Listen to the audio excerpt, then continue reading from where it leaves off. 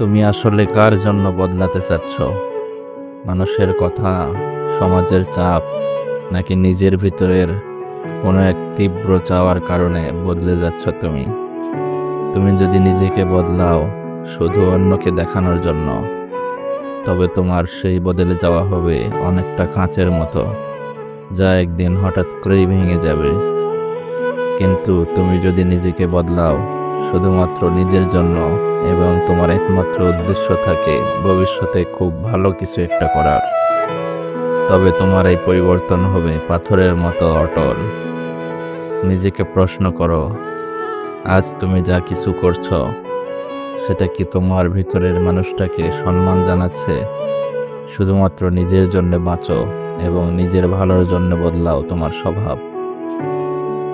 তাহলে দেখবে তুমি নিজের পরিবর্তন নিজেই উপলব্ধি করতে পারছো।